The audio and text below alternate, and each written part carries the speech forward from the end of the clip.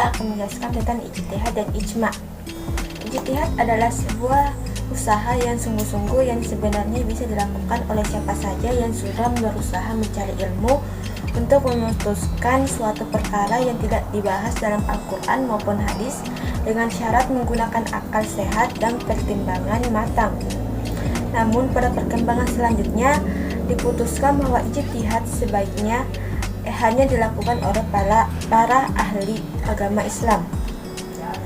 Tujuan ijtihad adalah memenuhi keperluan umat manusia yang pegang hidup dalam beribadah kepada Allah di suatu tempat tertentu atau pada suatu waktu tertentu.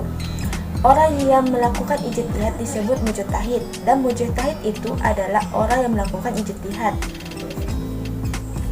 Jenis-jenis ijtihad yaitu ijma', qiyas, ihtisan, maslahah mursalah, suhud, syariah, istihsab, dan urf.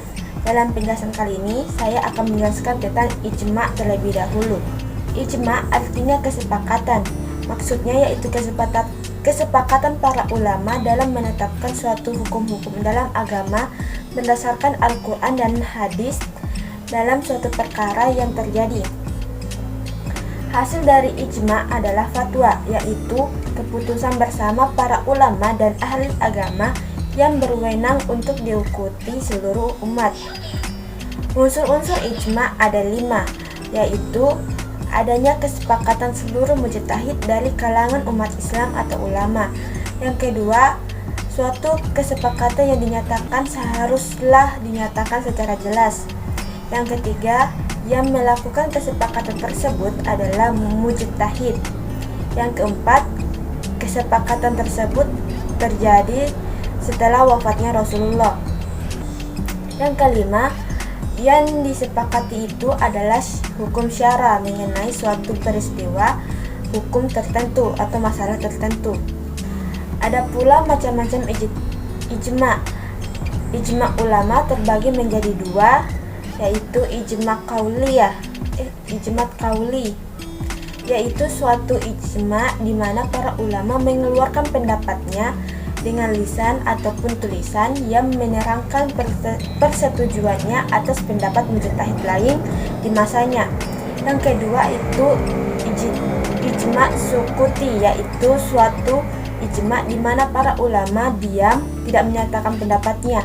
Diam di sini dianggap menyetujui. Namun menurut Imam Hanafi, kedua macam